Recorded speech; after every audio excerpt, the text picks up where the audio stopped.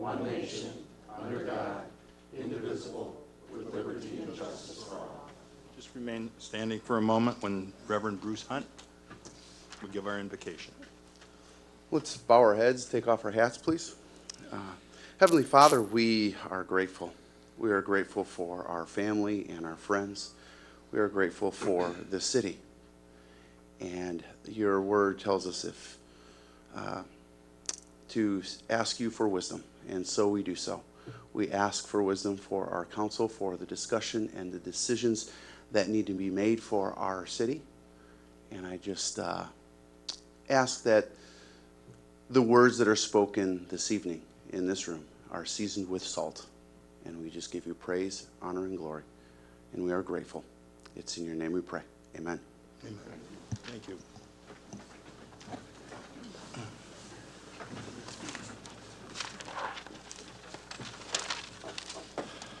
Okay. Would the clerk call the roll, please? Excuse me.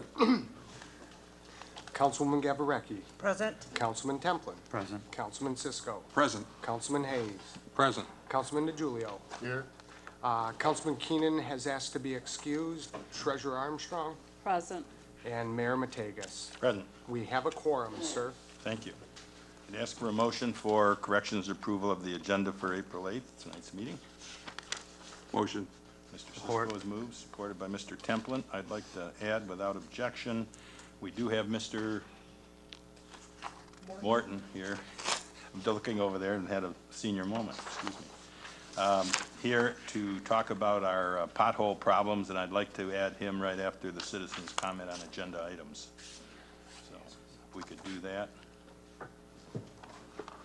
Mr. Cisco, Mr. Templin, any objections? No objections. Okay. No other comments? I'll ask for the vote. Mr. Mayor, Yes? one comment. I would feel I neglected my duty to bring it up. I noticed of late we have, under elected officials' comments, we've invited Ms. Folks to contribute, which I don't particularly mind. However, I'd like to see her contribute more under a category of administrator's report, perhaps on an agenda. Since our agenda is so meager as it is, seems to me I'd give her ample time to give us an update on what's going on in the city rather than just make a few closing remarks. So I'd like to consider that for maybe the next meeting, if you don't mind. Not a problem, whatever Ms. Folks is deciding to do. I'm going to ask for the vote. All in favor signify by aye, please. Aye. Aye. Opposed, same sign. That's carried. Approval of the minutes for the regular meeting of March 11th, please. So moved. Supported. Moved by Mr. Hayes, supported by Mr. DeGiulio. Is there any discussion? Hearing and seeing none, I'll ask for the vote on that matter, please. All in favor signify by aye. Aye. Opposed, same sign. And that is carried. We're at the citizens' comments, and before we have that, as requested by council, I am going to go through our rules of decorum again. The rules do apply to elected officials, appointed officials, commissioners, and general public. An individual may only speak on the issue after the individual has been recognized by the chairperson. Comments from the floor shall be made at the podium, at the front of the council table, or at such other areas designated by the chairperson. Prior to an individual speaking from the floor, the individual shall identify themselves and state their address for the record. All comments shall be directed only to the chairperson. Speakers are not to address other members of the council or members of our audience. Each member of the public may speak for up to 3 minutes on agenda items, 4 minutes under the citizens' questions and comments at the end of the meeting. The time's not transferable. All written statements should be given to the city clerk prior to the meeting so that copies may be made available to members of the public body. No individual shall be allowed to make any defamatory attack or invasion of another individual's personal life. There shall be no questions, comments, discussions, or attacks regarding anybody's personal life, and the chairperson shall immediately rule out of order any person who brings up such issues. If the person making the comment is allowed to continue with those personal items, then the person who is being challenged or whom the comments are made against shall be entitled to make an immediate rebuttal statement. For purposes of these rules, as they relate to elected officials or city officials, The term personal life shall refer to anything other than which is said or done in the person's official capacity as an elected official or in the person's official city capacity. Members of the public body may question the speakers, but the members of the public body are not obligated to answer any questions or make any statements on the issues raised or discussed by a speaker. No person or group shall be allowed to disrupt the meetings or proceedings, and anybody who fails to comply, once warned, the chairperson has warned them, so cease such acts and shall be ordered to leave or be ejected from the meeting. So, if there are any citizens who want to come forward on the agenda items at this time? Am I recognized? You are recognized, Mr. McGusson. Ray McGusson, Quant. Over to this agenda, please speak in your mics. Please raise up the volume. At home right now, we cannot hear this meeting.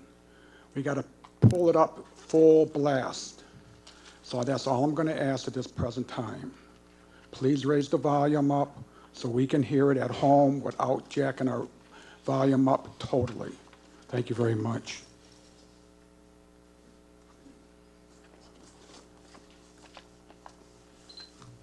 Malcolm Beaton, Cleveland Street. Mr. Mayor, in the rules of decorum, you read at every single meeting. I do not see it on the agenda. A quick question on the rules of decorum.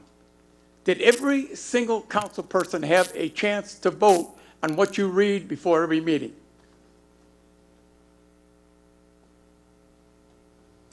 This is your time to comment on our agenda items. Would you like to be evasive? Okay, on the agenda, there's only one item on there, something about an ice cream distributor. We are having problems in our police department. I am the chairman of the Police and Fire Civil Service Commission. I would like you to take a roll call vote so I can educate the people of what's going on in this town this evening on the agenda. Could we do that? No, we cannot.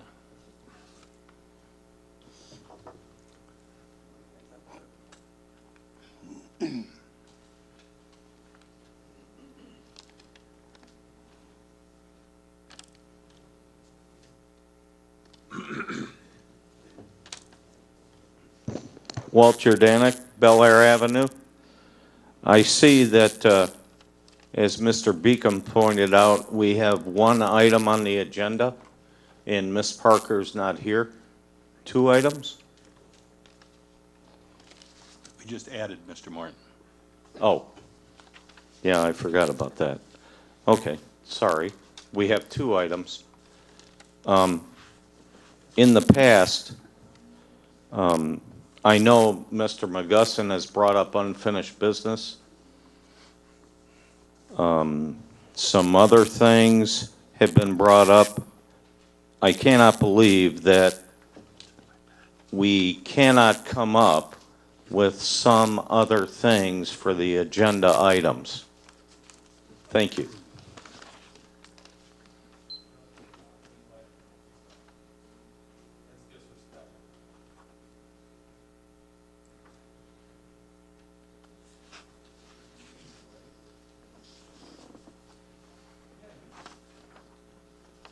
Good evening.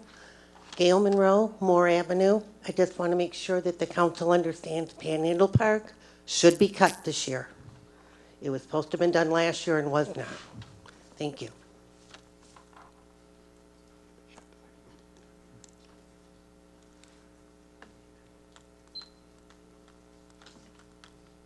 Seeing no one else coming forward at this time, I will ask Mr. Morton to please come forward at this time and advise us on our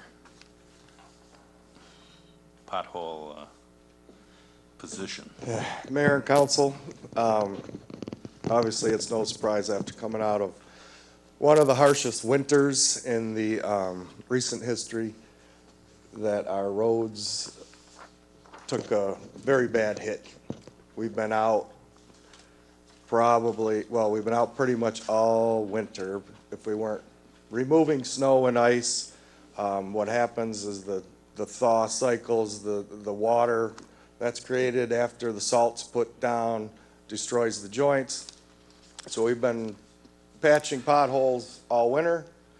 As we're coming out of that season and the frost is coming out of the ground, I believe we've hit every street at least once in town. Some of them were probably on our 4th or 5th trip back.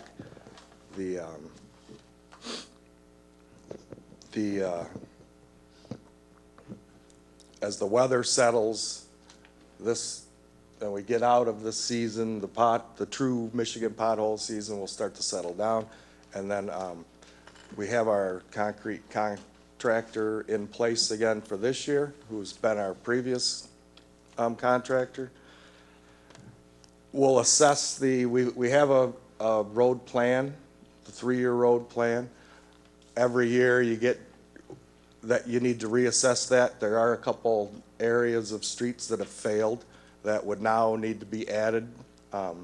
So hopefully prior to my departure, we can adjust those areas.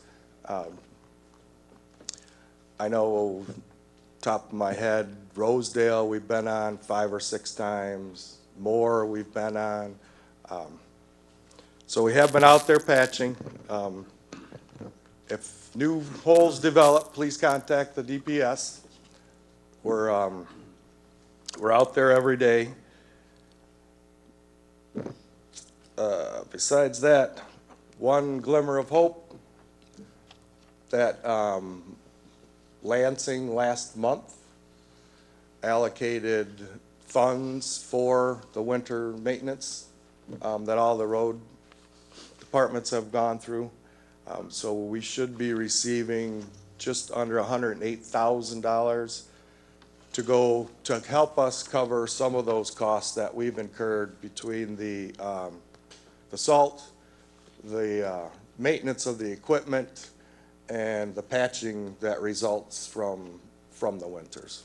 So that is somewhat of a relief on our road funds.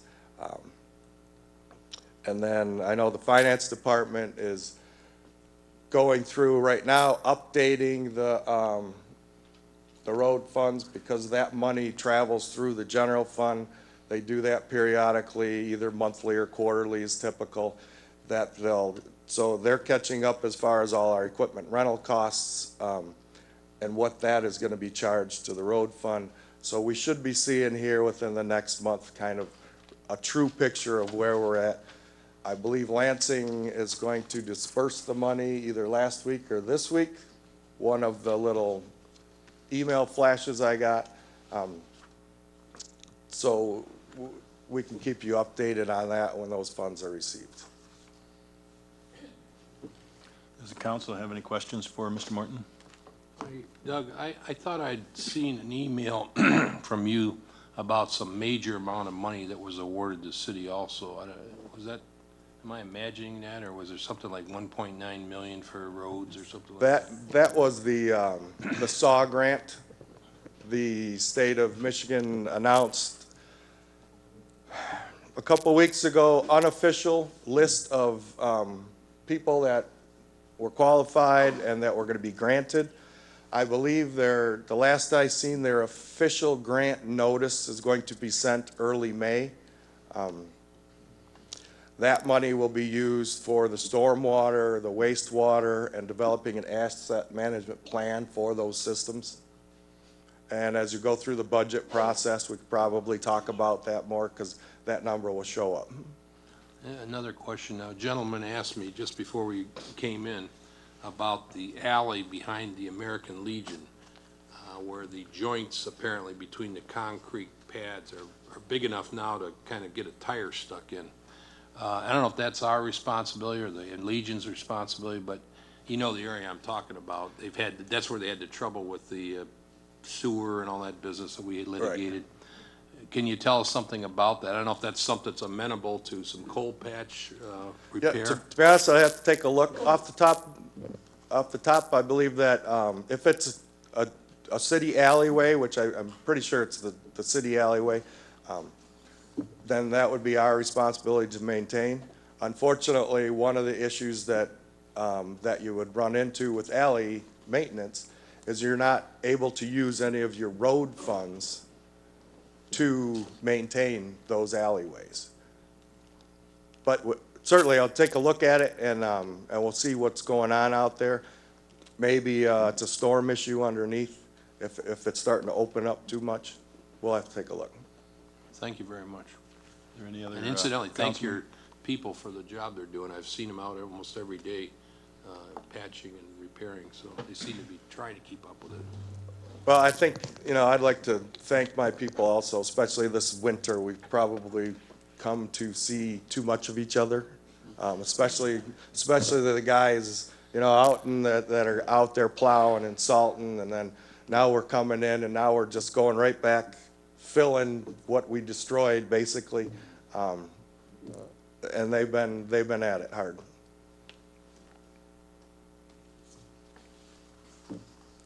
There are no other I too want to thank the DPS department for their work this winter. It was a really hard winter, and I think we did an exceptional job over there with all that they had to do.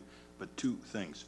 The DDA, I thought, had the alleys. Now, is that a DDA alley there that we should just check on that? I'll have to look into that. I know the DDA is doing a lot of alley maintenance and had some proposed projects out there that they're phasing in, and they're currently working on, but we'll have to look at it. Okay. The other thing is, on the concrete, frost laws are still on. Will they be off before July 1st, do you think? I hope so. I hope so. No, they're talking about May 1st. Is that what you've heard? I have not heard, well, I haven't seen anything. I've heard rumors that possibly next week, which seems kind of early. It's just, we're going to wait and see. And for the people in the audience who may not know what the frost law is, do you want to explain that? Well, in a nutshell, it's putting weight restrictions on roadway as the frost comes out of the ground. There's moisture created, and if the roads get heavy weights on them, not so much the road surface, but the subbase, once that starts moving around, then you're going to destroy the road. So they put the frost laws on to protect that subbase and prevent excess moving, I guess, of the pavement up top. Okay. Thank you. Layman's terms. Thank you very much. I have the one item here remaining this evening, and that is for a council action for a permit for an ice cream vendor, Sandra Hamburger of Cooley's Ice Cream, and it has a $100 fee. Could I have a motion on that, please? So moved. Supported. Mr. Hayes has moved. Mr. DiGiulio is seconded. Is there any discussion? Yes, please. The amount that you stated The $100 fee? says 200? I'm sorry, when I first put, through the chair, if I may. Yes. When I first put the agenda together, again, copy and paste gets me every time, so, it was $100 on the first agenda. However, the fee did go up 2 years ago, so it's $200. Oh, I'm sorry. It is 200 then. Thank you. Thank you. And can I just ask maybe one question? These requests do come to us, and it shows the fee, but we never see if it's paid. Is it paid before it comes to us, or is it paid after it's approved? Do you know? Mr. Clerk? Through the chair, we do not take any payment until it's approved. Okay. Yeah, we Thank don't you. hold on to checks or anything, just in case something happens. Okay, so. thank you. Any other questions or comments? Hearing none, I'll ask for the vote. All in favor signify by aye. Aye. Opposed, same sign. That's carried. We're now at that section of the agenda where the citizens can ask questions on additional comments, and they're limited to 4 minutes this time.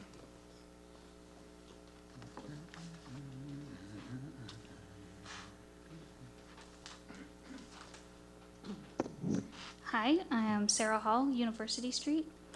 I am here on behalf of the Downriver Community Band. This year, the band is celebrating its 25th anniversary, and we would like to extend our sincere gratitude to the wonderful people of Allen Park. We would also like to invite this esteemed body and all the residents to join us for our 25th anniversary concert on May 17th at 6 p.m. at the Flat Rock Auditorium. I'm here to present the mayor with a personal invitation and ask all of you to join the DCB for an amazing night of music and fun on May 17th. Everyone is encouraged to go to www.downrivercommunityband.org for ticket information. This community's support is critical and appreciated, and the Downriver Community Band thanks you.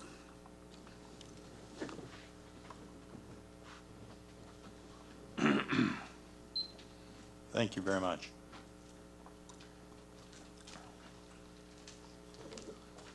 Malcolm Beaton, Cleveland Street. Much to the chagrin of the mayor, I'm going to speak about our police department.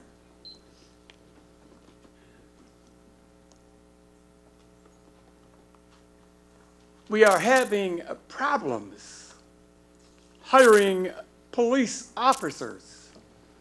Last August 6th, in this city, we passed a millage increase for police and fire protection.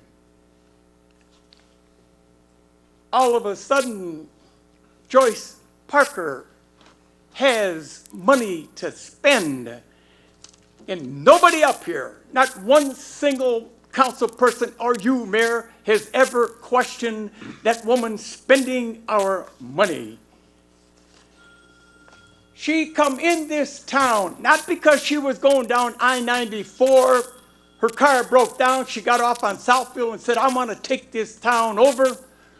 She is here because you people abdicated your duty and responsibility to the people of this city that you were elected to do.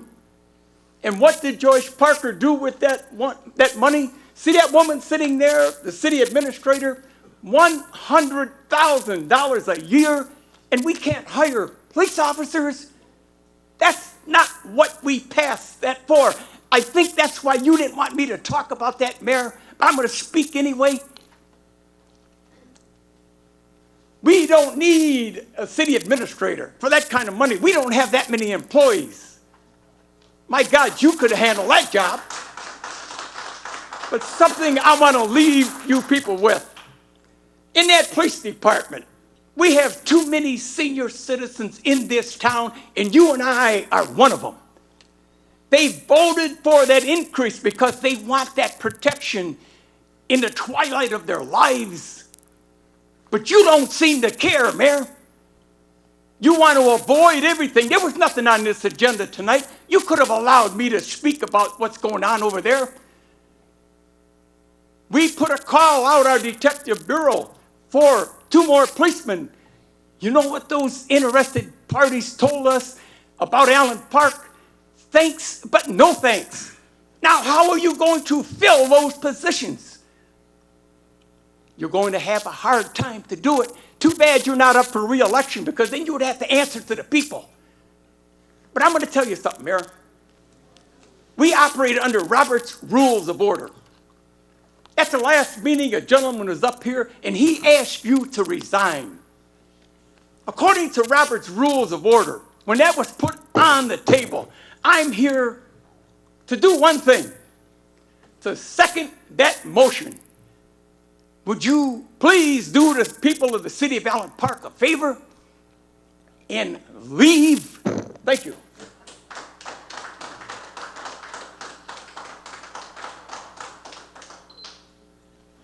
Good evening, Mayor and Council. My name is Nancy Nick, also Cleveland Street. Back in the fall of 2010, this was our last city newsletter. I don't know if you guys remember it, almost 4 years ago.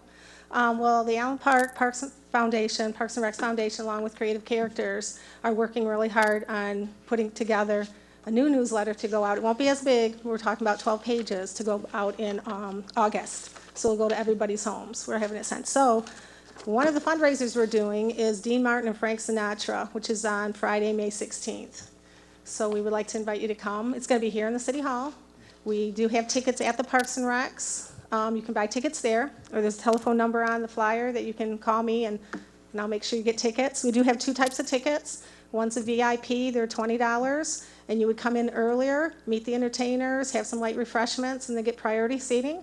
And then there's $10 tickets for the general admission. So if I can maybe give it to Mike Musley to pass out. That would be great. And what we're hoping is that we do have programs going on in the Parks and Recs, but a lot of people don't know about it. I've been sending flyers out through the schools to get the information out. We've had a Santa breakfast, which was real popular. We just had a princess party with local homecoming queens. Allen Park was included, Lincoln Park, Melvindale. That was very successful. We're having a bunny brunch this Sunday. So what we would like to do is put it all into a newsletter so all the citizens get it. So thank you very much.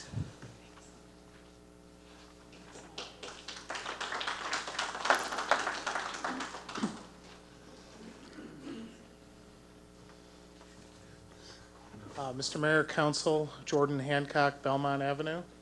My comments were actually for Mr. Morton, but I think he may have left, but hopefully you guys might be able to pass this on to him. First, I did want to thank the DPS for all the hard work they're doing in fixing the roads. I have noticed it. It's great. And, you know, the big pothole at the end of my street's fixed. The one request I had is that maybe they might be able to take another look at Lawrence in between Englewood and Moore, particularly behind Cabrini. That road is an obstacle course right now, and it's really bad. And I know there was a water main break over there a few weeks back, and they did fix up some of it, but it looks like some of it may have gotten chewed up again since then.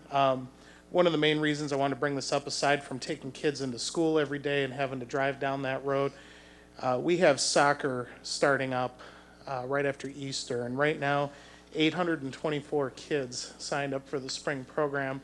That's going to be going on 4 to 5 days a week back there. There's going to be a lot of traffic going down that road, so just wanted to bring it up. You know, if you know, we could maybe have them pay a little bit of special attention to that strip, and hopefully then that'll be a lot easier for everybody. Thank you. Thank you. Can I ask one question? Yep. Mayor? Yep, Ms. Gabbard. You're talking Lawrence all the way from Englewood to Moore, so that those two complete side streets, or I know the Wick? in between Lawrence and Wick is really bad. Okay. And the other piece, I think, probably could just be looked at a little bit too, but Okay. that one piece is really From bad. Englewood. Yeah, From from Englewood to Wick. Moore. Yeah. I mean, from Englewood to Wick Wick is really probably- bad. Okay, thank you. I just wanted to make sure. All right. The other stretch went behind the high school, and I understand what you're talking about, but I just didn't know if it was the whole stretch. So Yeah, thank you. that stretch is not as bad, but probably, I mean, with all the traffic that's gonna be coming in with soccer, and then, you know, and then in between Lawrence and, Englewood and Wick, you know, because you figure the festival's coming up right at the beginning of June, so it's just, you know, True. huge traffic Yep. through there. Thank you. Thank you.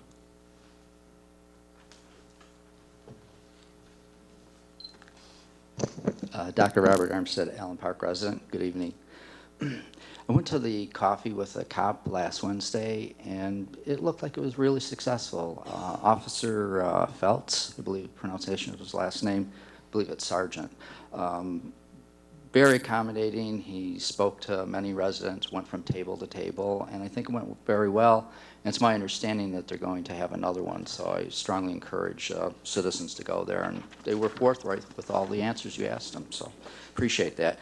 And I want to congratulate Councilwoman Gurecki on graduating with the CERT class. I wasn't here last time. I guess they had some maybe formal presentation or whatever, but that's really great. I used to be in the CERT Dearborn, and I know commitments people make with that. And when there's an emergency, a true emergency within a municipality, the police and fire are going to be strained and stressed, and they're going to be looking for people like you and others in the community to help out. So thank you very much. Thank you. I also want to mention December 19th, State Senator Hopgood sent a letter to the governor and Dillon specifically about the emergency managers' health care that the city of Allen Parks has been paying. And it shouldn't be paying because it's not under PA 436. Subsequently, I did an analysis of all the legislative reports and found out that the city had paid over $3,000. Then I received a letter from Hopgood's office that they received from the the state treasury stating that the state will be paying over $3,000 to reimburse the city for her health care costs. And moving forward, the legislative reports, every time that comes out, the state will be reimbursing the city. So it's a little mini win for us. Also, I'm working on a plan to see if we can get state funding to help us with the bonding for the property next door. That's all I'm going to say at this point. It'd be around $25 million. And lastly, I'm really concerned with the ice arena and rec center. I'm coming up cost with electric for around $200,000, $100,000 for gas, around $120,000 owed to vendors, and there's broken down equipment, and we could be talking $500,000 or more over there. And I hope somebody does an analysis on the life cycle of all the equipment over there, because I've looked at stuff in the past, and many of those pieces of equipment are out of their life cycle. Thank you.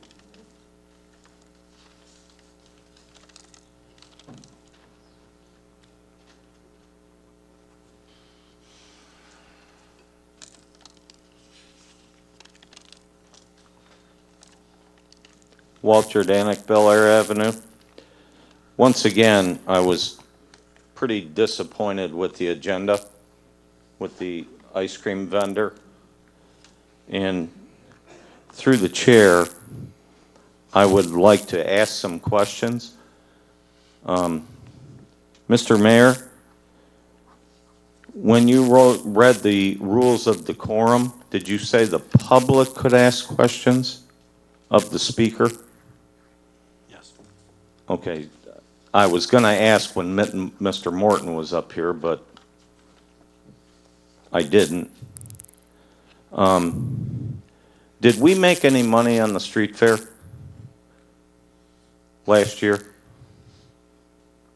Yes. Any idea how much? I just don't want to throw out a figure. I haven't seen the numbers. Okay. Anything with Mr. DiGiulio's case? Anything further? The lawyers have it in the court. Okay. Anything further on the Southfield lease property? No. Any further action on the Civic Center as far as hiring a director of leisure and whatever it is?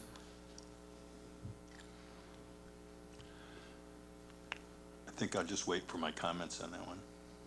Okay. And I hate to use a person's name, but there was a person that came back here a few weeks ago and said, or actually a few months ago, said we need to be proactive and not reactive. This is reactive. People apply for an ice cream permit and we react. Southfield lease property, we get no answers other than we're in negotiations. The arena, we're in negotiations. Did the police sign a contract?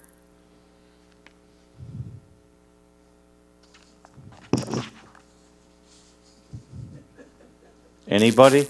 Have the police signed a contract?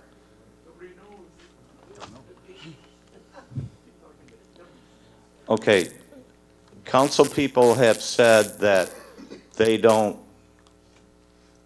go on social media. I go on social media, and I see the Allen Parker, I see complaining for Allen Park, I see Allen Park politics, and I took off yesterday afternoon to be here for the ethics meeting. Oh, I take that back. I took this afternoon off to come to the 2 o'clock ethics meeting, and I found out it was yesterday due to social media. Any response on that? What happened with the ethics meeting in regards to complaints about permits not being pulled for fencing?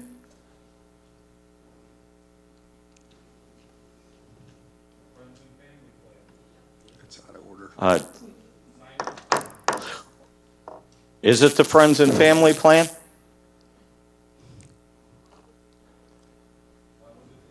Please, people, you can come to this podium and we'll give you an opportunity, but not from the audience.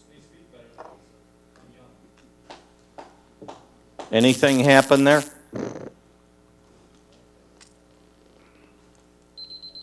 That guy's continually out of Thank order you. in the back of the room.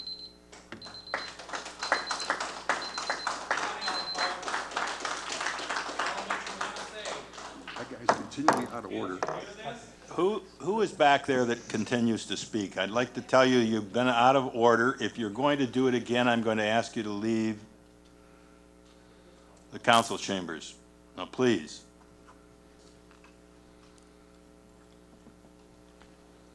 Am I recognized? You are. Good evening, Mr. Mayor, City Council, Ray McGusson, Quant.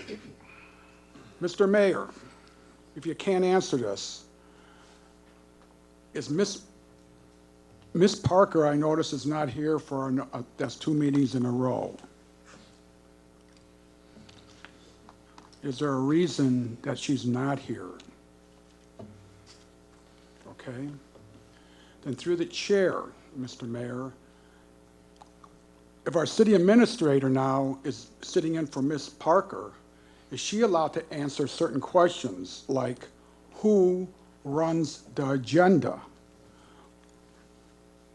Can I, through the chair, Mr. Mayor, through our city administrator, who puts on, who's allowed to put, do you or Miss Parker, and I notice Miss Parker is not here, so I can't really ask her, but do you control what's put onto our agenda? If the person doesn't come forward and answer, Mr. McGusson, the only thing I can suggest is you go on with your comments. I understand that, Mr. Mayor, okay? There's an open meetings law in the state of Michigan. And the reason why it's an open meetings is to inform the public. So we, the citizens of the great state of Michigan and this great city of Allen Park, can come up here and get answers. The Open Meetings Act says very simple. Open meeting. Inform us. Closed meetings are a different meeting. But all, and I will repeat, all decisions are to be made at an open meeting. No decisions are allowed in a closed meeting. I hear that certain answers or certain questions are answered in closed meetings and decisions are made. If they are, you're in direct violation of the Open Meetings Act. Very simple. Through the chair, can I ask Mr. DiGiulio, how much is your lawsuit costing us city? Do I need your permission to respond? Because I'll You certainly can respond. respond if you. Sure. Ray, you know, I had to agree with Russ Pillar that he was entitled to know how much the city has spent on that lawsuit. After all, if it wasn't for Russ Pillar and Wayne Albright, there'd have never been a lawsuit. I have pretty much a gag order on me, but I'll say this. We could have our officers, our fine officers in this city, riding around in 3 new police cars for what the city has spent. Okay. And I could have bought them a 4th police car. You know, Okay. So- give a Ray- number, and that's your comment. I don't, do you need a number, or can I? You've given, So, you know, Ray, I took 2 polygraph tests with 2 examiners. you are out of order. The question you can answer. You can say whatever you want during your comments, sir, but not at this point. Well, I'm trying to answer the gentleman's questions. He asked you the cost of something that the city's lawyers are costing. Just for cost. I don't have question. that Okay, information, Okay, Ray, you don't have that information, that's fine. but I answered you That's as fine. best I could. One question, Mr. Mayor, is on the ethics charge that was at the meeting. Was that an open meeting? No. It wasn't an open meeting? I can, Mr. Chairman, I'd be happy to. No, answer. let's just hold until, comments of the council. Okay. You're, I understand but I just asked a question because open meeting states very simple, and when it comes to something like that, that should be an open meeting, and if it is a closed meeting, Mr. McGusson, please, your time is expired. okay.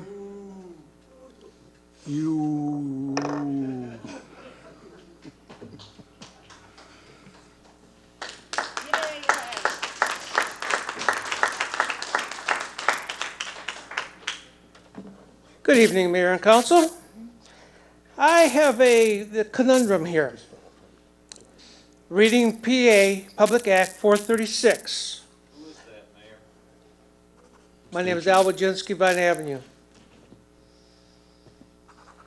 In regards to Public Act 436, the city of Allen Park has the right to impose a cost for police and fire services on the hill.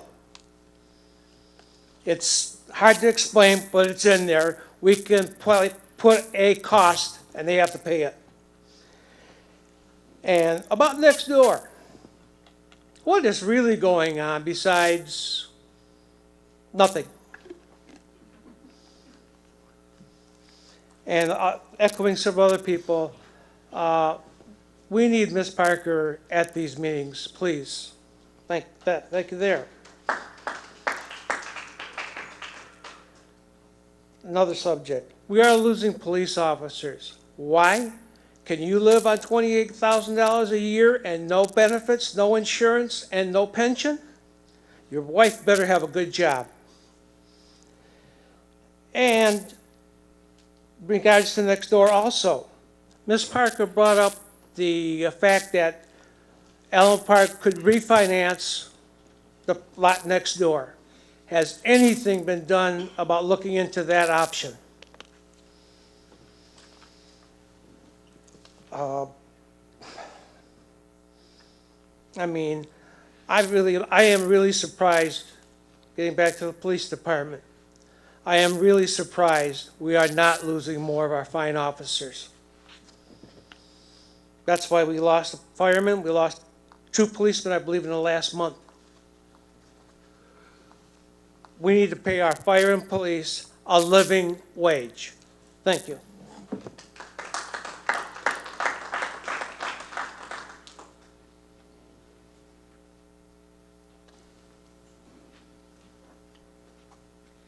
Hi, Lydia Cisco, Cortland Avenue. I'm a student of Allen Park High School, and right now in government, we're learning about Allen Park and the city and its workings. And we learn that our kind of government is a weak mayor government.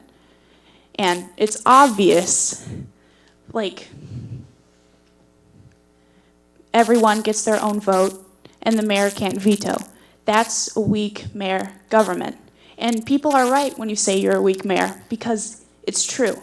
It's not meant to be defamatory, and it's not meant to be as an insult.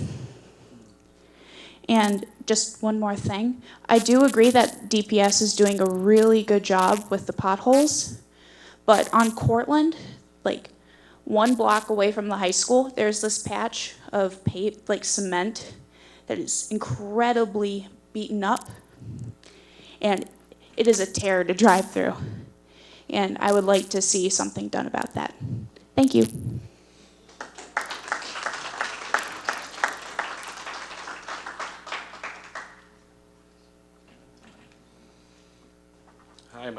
Hi, my name is Steve Tanisowski of Hanover Avenue and of CCOT. I'd like to address the chair.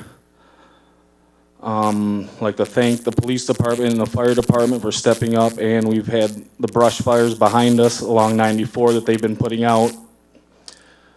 I'd like to find out about the fence, why they can do what they want because of who they know and what they are. I'd like to know about the Oceana house that was on fire still that we've heard nothing about. To the youth, I'd like you guys to know that with social technology out there, we can find out what they're doing, how they're doing it. It's not 1990 where they can hide from us and not speak to us like they are right now. The only one I've spoke to is Mr. Hayes, who comes out and tells us, but is shut up. If you're getting money for a lawsuit, give it back to the police department. Look like a hero. She's costing us 3 officers. If we don't pay you, are you gonna go after us citizens for not paying you the 100,000? Because we didn't go after Bertkoff because we didn't want to spend money. We'd rather pay our police and fire than this. I mean, we can wait to pay you guys. And if the lawsuit, you can give the money back. The police would love the money. Look like heroes.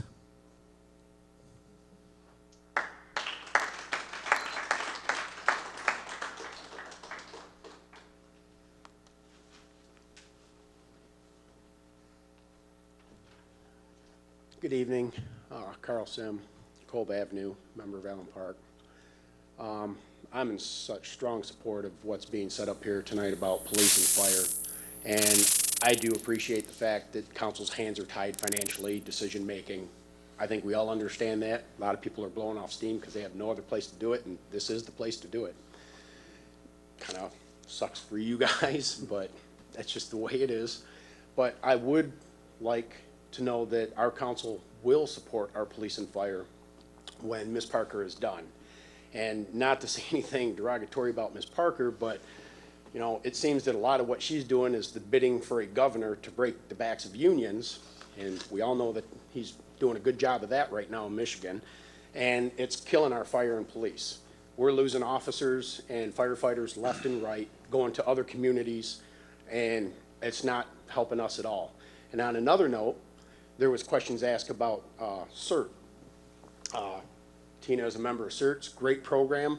I graduated with this last class, just didn't really need to. I've been involved in CERT for 10 years. I would say anybody that has the time to put into it, it's a great program. It's great for the city, and as being a member of it, it's great for you for what you personally gain out of it. But the question was asked is, will the city stand behind CERT? And that was asked of Mr. Egan when he was up here, and he replied that he would hope so. And what I would like everybody as a member of this council to do is to obtain a copy of what's called the contract that you're required to sign with CERT from the city attorney, and you make your own judgment about how well the city as an entity is going to stand behind members of CERT.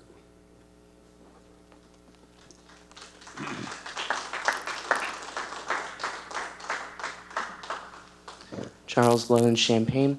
Just a few comments I have is, back in the day, right before you guys were elected up here, this agenda at the top, it used to have a vision statement and what a mission statement. I would love to see that back so that you guys can read it every single council meeting, because at the bottom of that would always say residents come first. Now, if Joyce Parker isn't here, I feel like there should be at least more town hall meetings so that we can get more information, because that, to me, is personally the only time that I get information when I come here. I want to thank you guys for putting the meetings onto YouTube, because I wasn't able to come to the last meeting, but I was able to watch it on there. And then the last thing I have is, when I came in today, the flag outside is a little, like, I understand it was a huge winter. It's a little ripped and stuff. As a son of a veteran, I feel like that's kind of a little disrespectful, but I would hope in the near future that gets fixed. Thank you.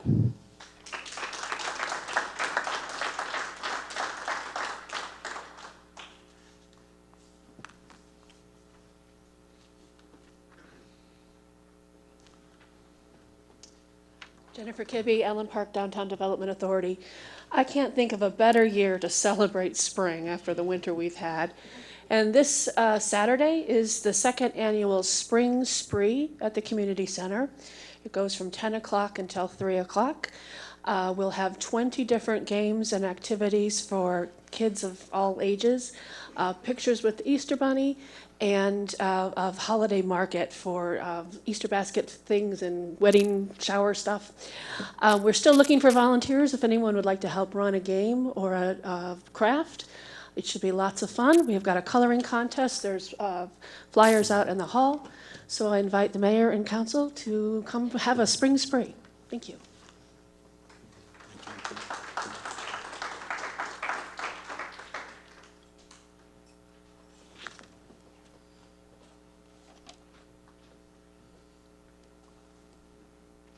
Ryan Barbosa, Rosedale Boulevard. After school today, when I went home, I had learned that last Friday, the Civic Center had DTE turned off its power. And then I heard that there's can't think of it, like a contract signed to get the power back on. Now, I just want to know who's paying for that. Well, Allen Park has to pay for the power now because we're in charge of the community center. Because I just want to make sure to see who's paying for it, if it's the city paying for it or. Well, going forward, yes. All right. That's all.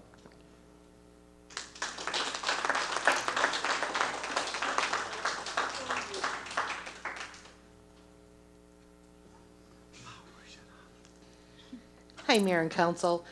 Marcy DiGiulio Galka, Allen Road. There was an ethics meeting a couple days ago, and I have a question about it.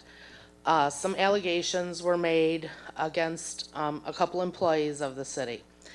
But here's my question, and through the chair, can I ask Dennis Hayes a question? It's okay, Dennis? Sorry with me. Okay. If an employee, and I'm not going to mention any names, if an employee in the city, just a regular employee, not a appointee or department head, gets fired for marking their water bills paid, because you're an attorney and that's why I'm asking you this, what's the difference between that and if a department head doesn't get a permit in his own department? What are the differences in that? Well, I think the differences are quite substantial, really. One is larceny, probably, if you're enriching yourself by not paying a bill, and the other one is perhaps could be viewed, as our ethics panel decided, as a non-important event. How can that be a non-important event? I mean, in my job, if I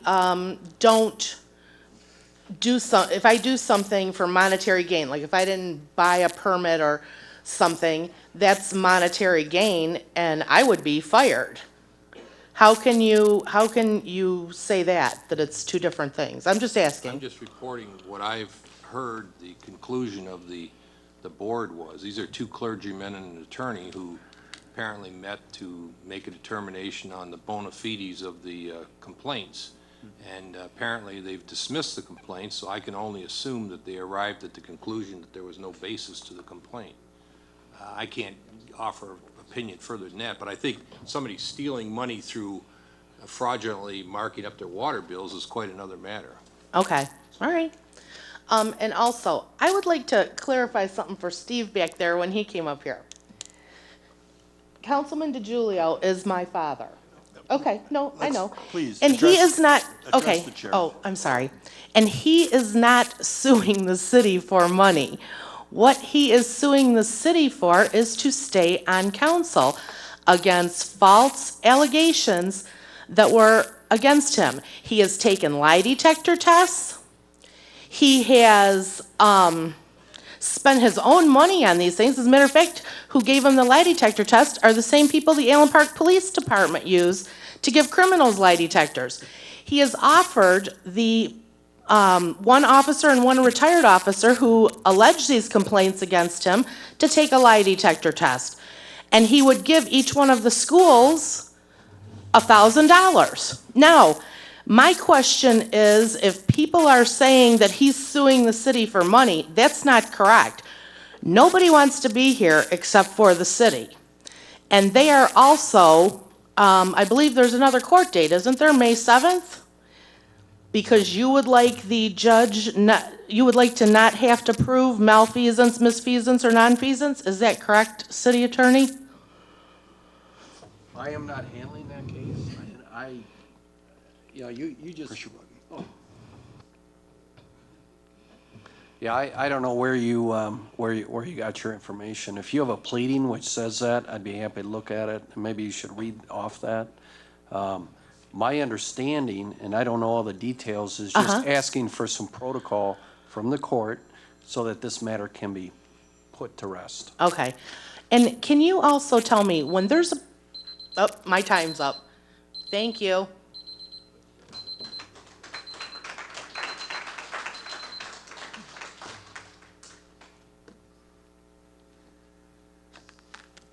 I see no one else coming forward at this time, so we will go to council comments, and tonight we will start with Councilman Templin, please. Thank you, Mayor. I'd like to thank everybody today for their comments, and want to let everybody know next week on Wednesday, April 16th, there's going to be a council work session to review the proposed budget, is what we've got so far. And if you're interested to find out what we're going to know, please come to the meeting at 6 p.m. here at next Wednesday, April 16th. Have a good night.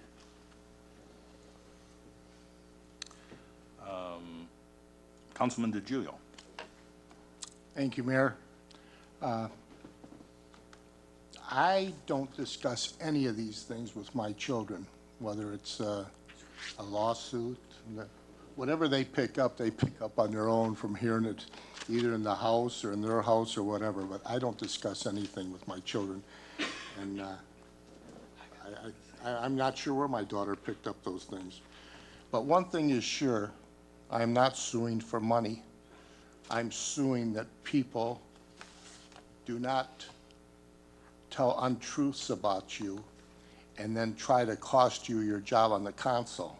That's not going to happen. They've told their untruths. I took 2 polygraph tests with 2 separate polygraph examiners and passed them both. And the one gentleman, he does Allen Park Police Department's polygraph, so he's well trusted here in the city of Allen Park. And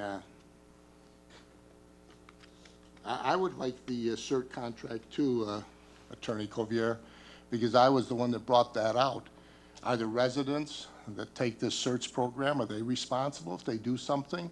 We do live in a Sioux society, and therefore I think we should know what the responsibility is towards the person that does the deed or towards the city. So I would like that contract. I'd like to go over it. And I found with the mayor's ethics committee, he picked all 5 of them. I don't know if that's ever happened before, but it looks to me like he picked people that like to persecute the innocent and make the guilty not guilty. That's how I find from the mayor's hand-picked, stacked deck. And all of this is coming out, and it is coming out. Also, I'd like to wish Doug LaFond a speedy recovery. And Doug Morton, I wish him well in his new endeavors. He's been an asset to our community. And like I've said before, I'm of the understanding that what it's cost them to play house with me, the city, the mayor, more or less, and maybe Mrs. Folks and Mrs. Parker, I don't know, they're the ones that come up with this facilitator stuff. I never heard that word before. I'm just learning new stuff. Facilitator, what the heck does that mean? Anyway, do you notice how nice I'm talking now? They spent about $3,000 here about a month ago to send me to charm school on Saturday. And you notice how charming Dennis Hayes and I have become since this side of the table needs no charm school.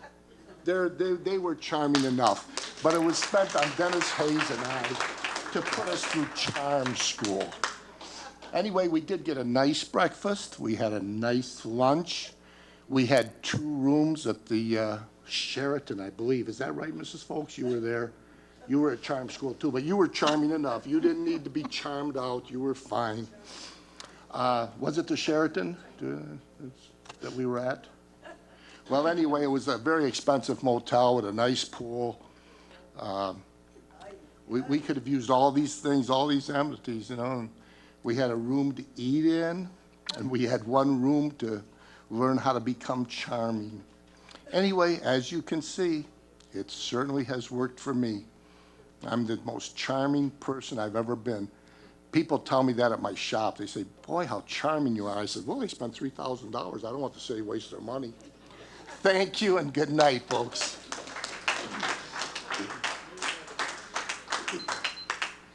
Councilwoman Gawarecki. Thank you, Mayor.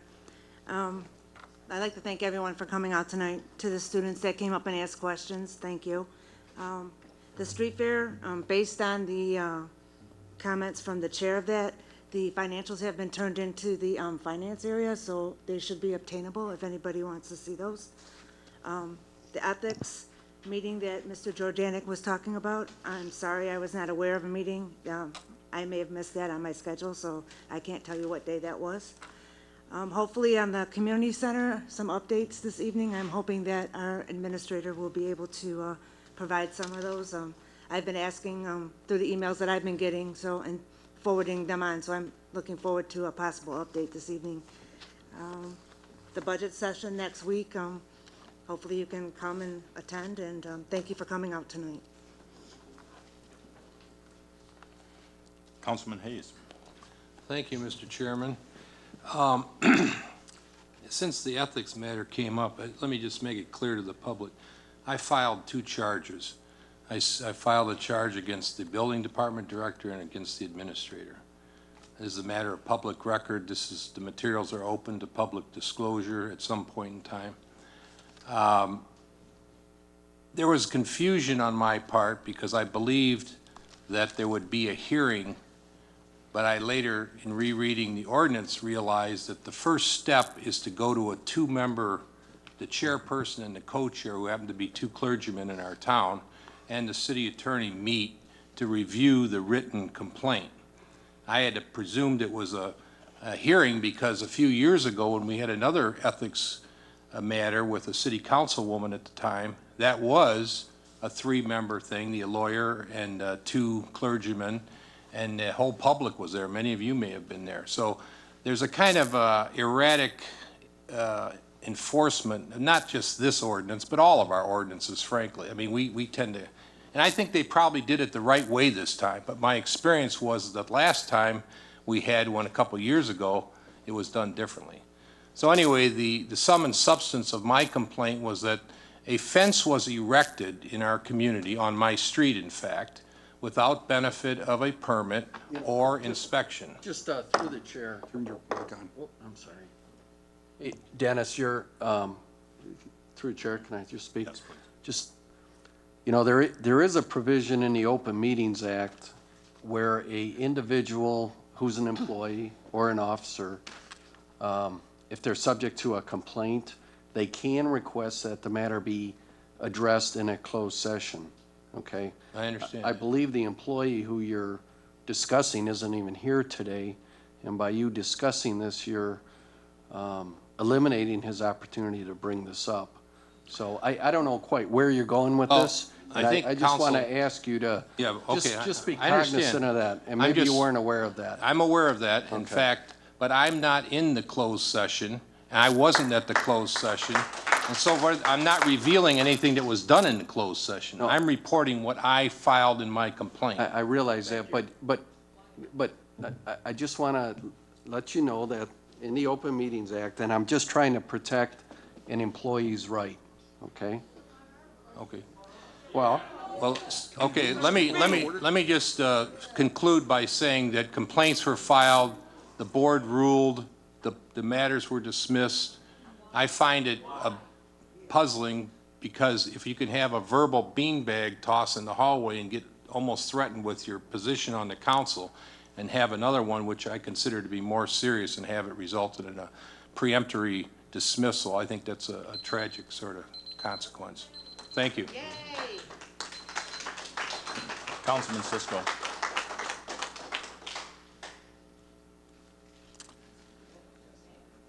Thank you, Mayor. I'd like to address some of the questions that came up here if I can. Somebody came up and talked about meeting volume. I think it depends on, and this has been going on for years, ever since the new equipment that got installed during the Burke administration.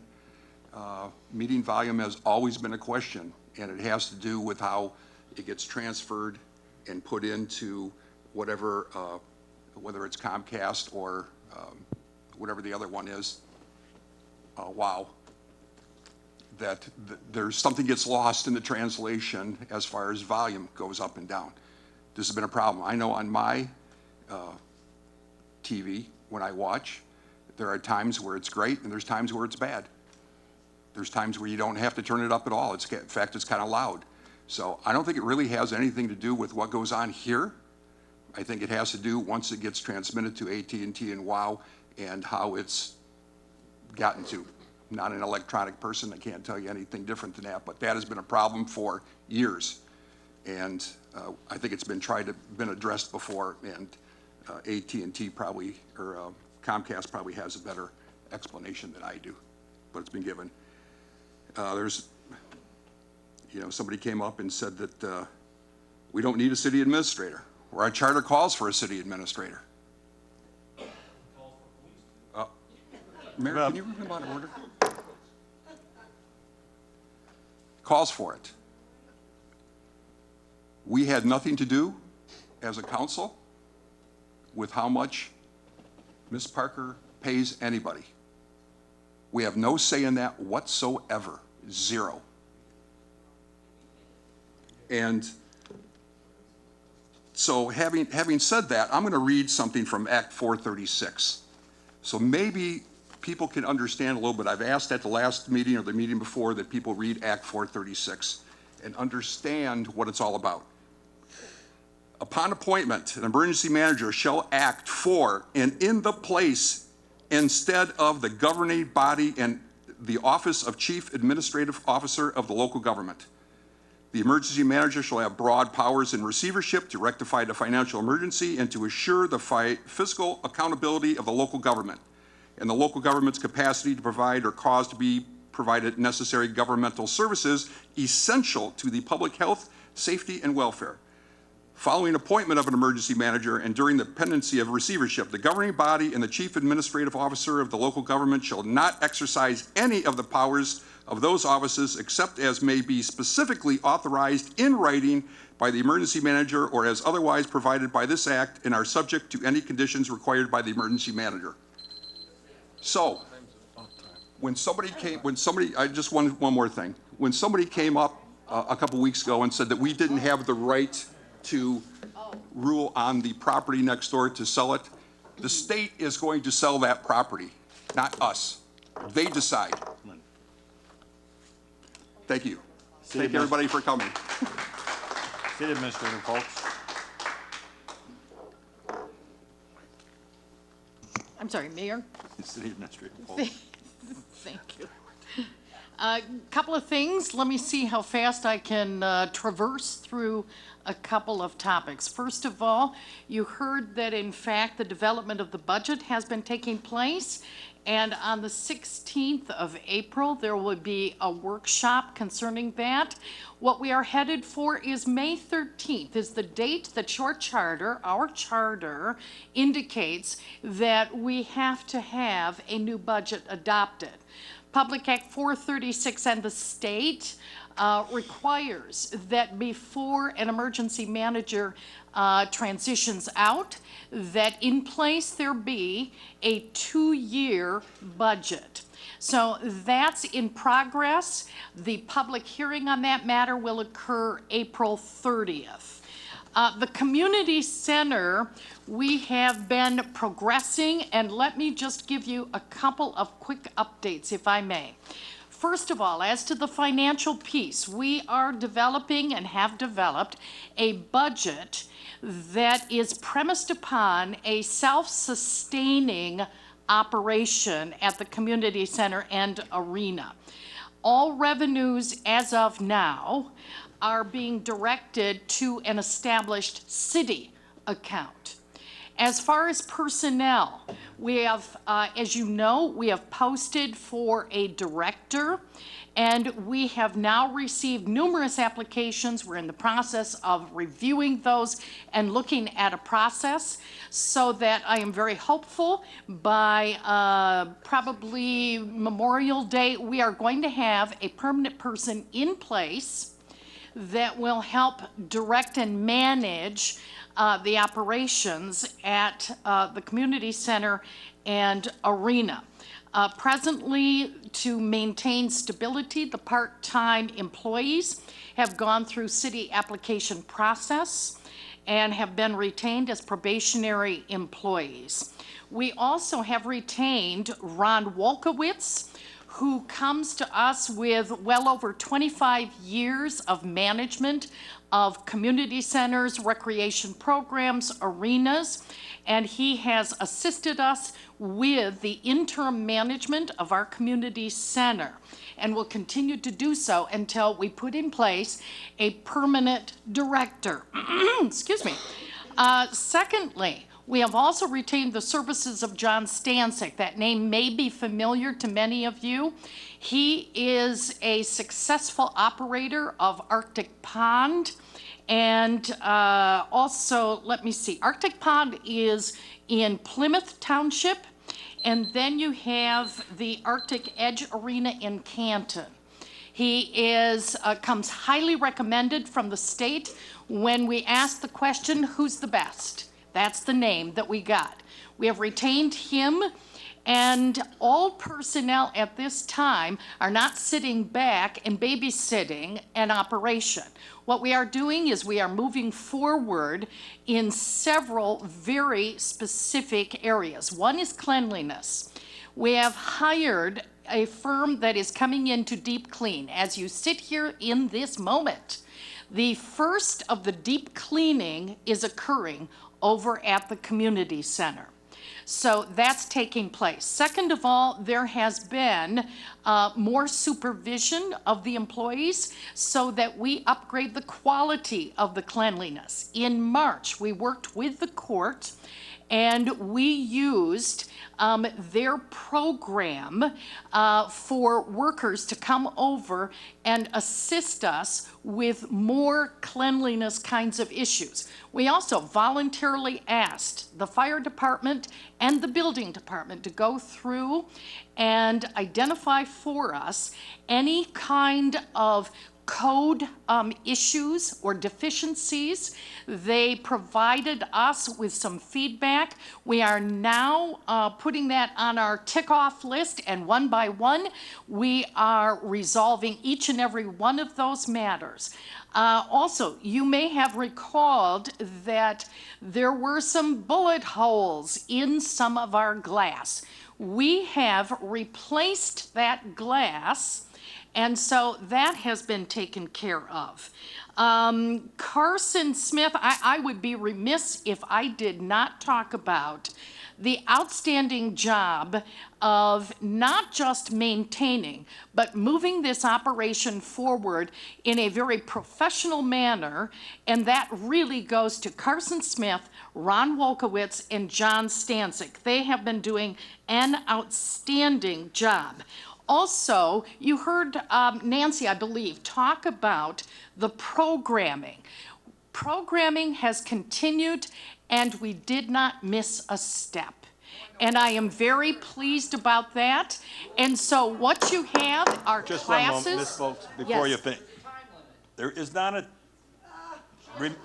people, elected officials have a limit. She's not an elected official.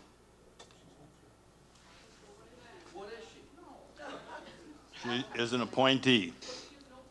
Yeah, they want answers. And you wanted answers, folks, and she's trying to get through and give you these answers as quickly as we can. Please. I believe that the majority of this community is very interested in how we are progressing with the community center, and so I provide for you these extra pieces of information.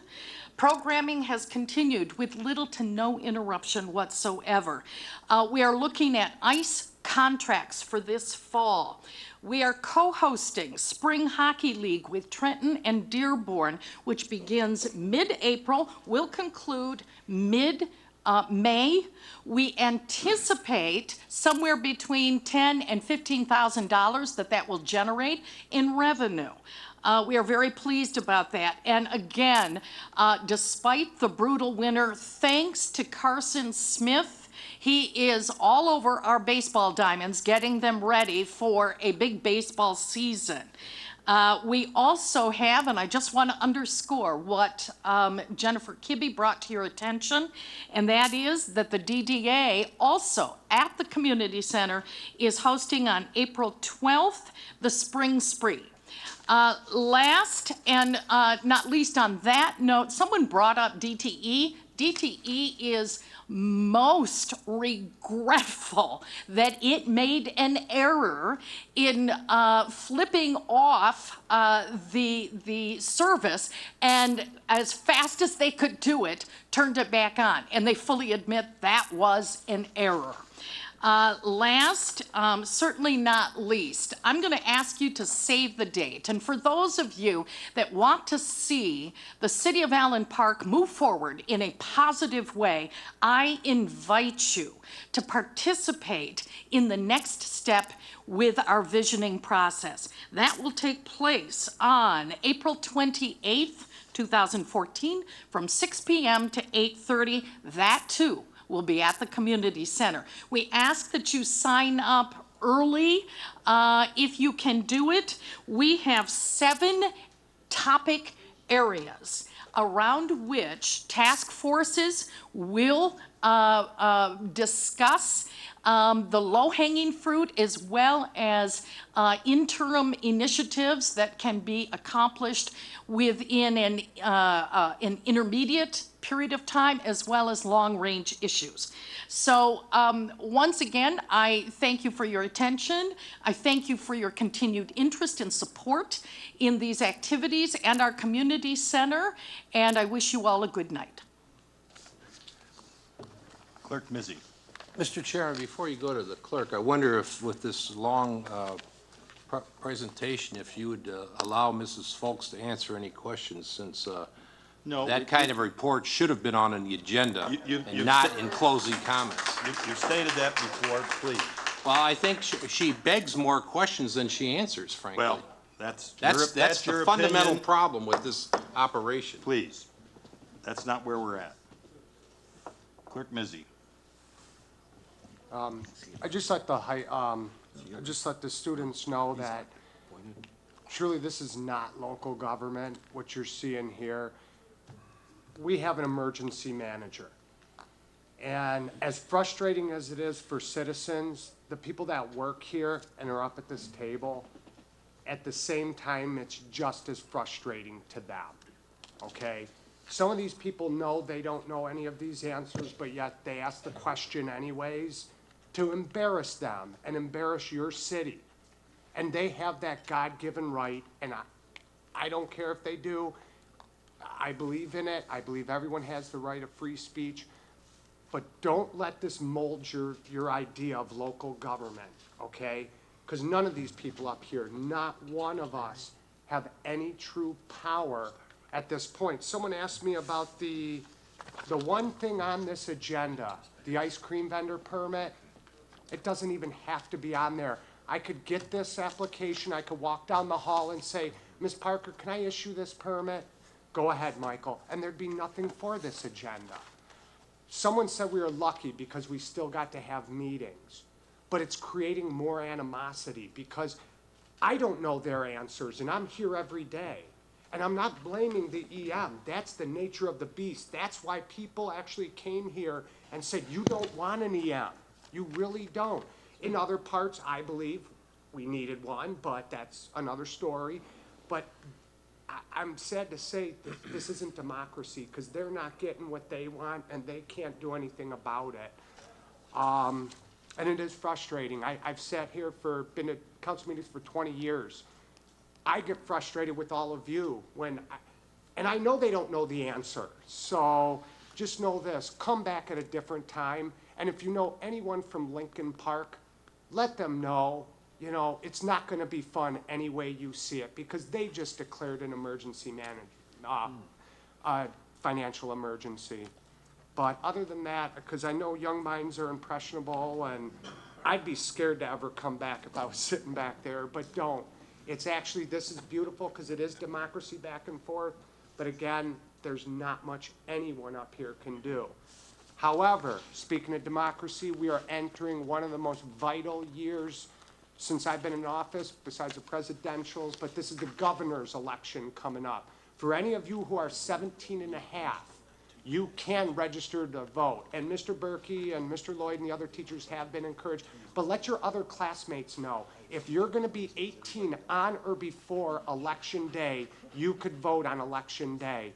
And tons of information, I'm gonna hold it up because there's a camera, but it's michigan.gov/vote. When it gets close to the election, everybody in this chambers and at home should check this website out. They post 100 times more information than I can ever even get. So michigan.gov/vote, you could find out if you're registered to vote, where you vote, what your ballot looks like. But it's really important people get out and vote this year with everything going on. With that, also I'd like to thank all of you for coming out tonight. God bless you and good night.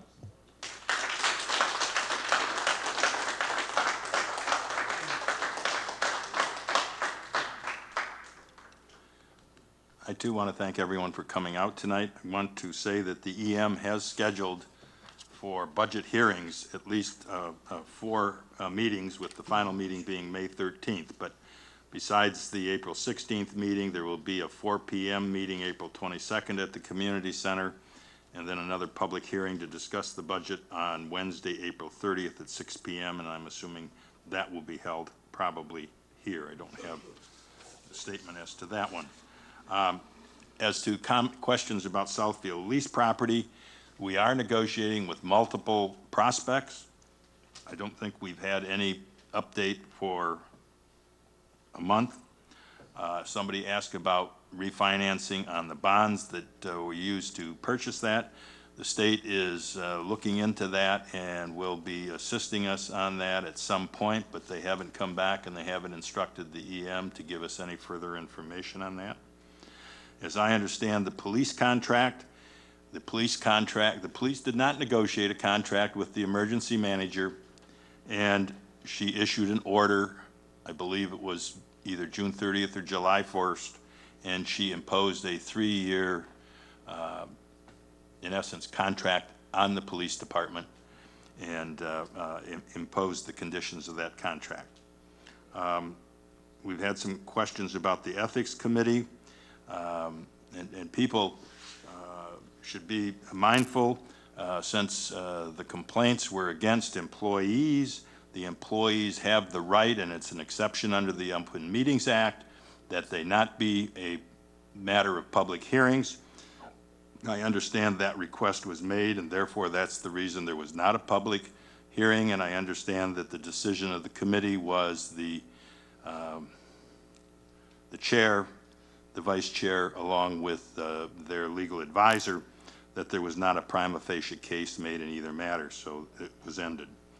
The ethics committee itself, when this mayor and council came into office, I think there was only one person who, under the charter and ordinances, and that would have been Pastor Blakey,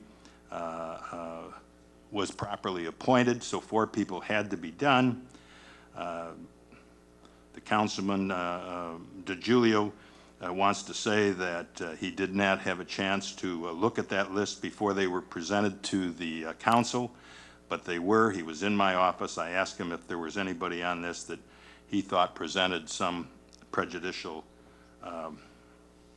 matter to him, and he indicated that it wasn't. They were all presented to the council and unanimously approved. So to say that the mayor did anything different than what he does, which is to propose people either that I know about or whatever, or every quarter we have in the paper a request for volunteers to staff our various commissions and that, and the people that have come in have been appointed that have done that. So with that, I'll ask for a motion to adjourn. Motion. Support. Motion by Mr. Templin, support by I'm used to it. Mr. Cisco. All in favor signify by aye. Oh, Maureen, I'm sorry. That's okay. I usually don't have too much to say, but I did want to mention that if any of our residents know Kevin Welsh, who used to be our city administrator, I ask that you keep him in your prayers. His oldest son, Roberto, was in a car accident, a very serious car accident, and is in the hospital with severe head trauma. And Kevin and his family really need, you know, a lot of support and prayers. So if you know him or know of his family, he grew up here in Allen Park and he was our administrator for a few years. I just ask that you keep them in your prayer, in all your prayers. And with that, have a good evening. And now I'll ask for the vote on the motion to adjourn. All in favor signify by aye. Aye. Opposed, same sign. That's carried. We are adjourned.